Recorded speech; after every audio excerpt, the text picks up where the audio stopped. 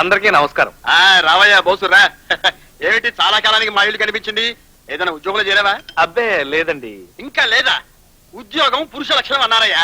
ఆ లక్షణం అనేది చాలా ఊరుకోండి. లక్షణాలు లేనంత మాత్రాన పురుషుడు కాకుండా పోతాడా? టిఫిన్ చేయి బాబు. అవి వద్దండి, ఇప్పుడే హోటల్లో తినొస్తున్నా. ఏంటి భాను, అమెరికా ప్రాక్టీసా? Mind your own business. Business చేద్దామనే ఉంది, కానీ బ్యాంకు వాడు ఎవడో అప్పు ఇవ్వట్లే.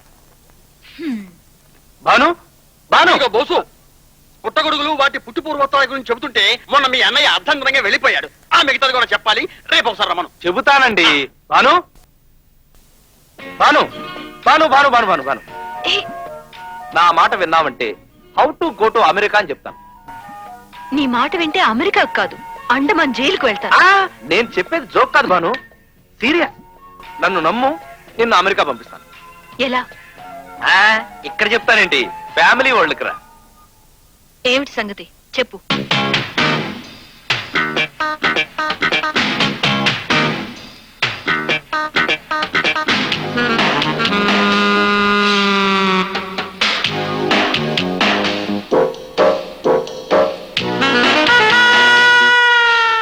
కనుక మనం వెంటనే పెళ్లి చేసుకున్న ఒక మగపిల్లాన్ని కంటే ఆ 50 లక్షలు మనకే వస్తాయి. అందులో సగం తీసుకుని నువ్వు అమెరికా వెళ్ళిపోవచ్చు.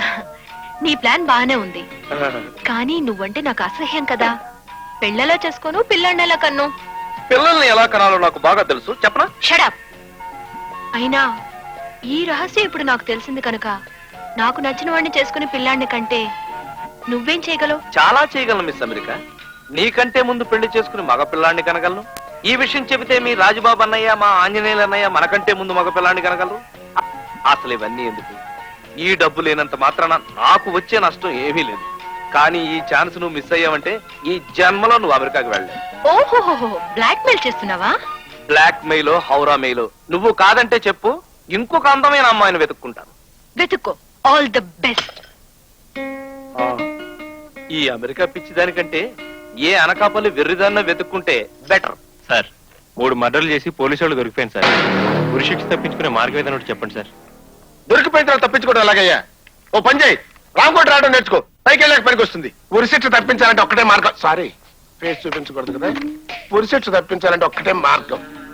మీ గ్రూప్ లో ఒక 100 మందికి డబ్బులు ఇచ్చి అందరం కలిసే వాళ్ళని చంపాము అని చెప్పించు. శిక్ష అందరికి పంచుతారు. అక్కడే కాలుతు నాకు. గుమస్తాగాడు గుమస్తాగా ఉంటా నేర్చుకో. ఎవడడిగా నిన్ను బోర్డు సలహా వెళ్ళికొచ్చా. చూడు బాబు, ఉరిశిక్ష తప్పించుకోవాలంటే ఒకటే మార్గం. నీకు కావలసిన వాళ్ళని 100 మందిని పిలిపించి ఆత్మరక్షణార్థం అందరం కలిసి తప్పించామని కోర్టులో చెప్పించాయి. ఫినిష్. ఆహా, ఏం చావు తెలివితేటలండి. కరెక్ట్. సారీ. ఏంట్రా గొడుగుతున్నావు? Hello, good morning. హే ధను.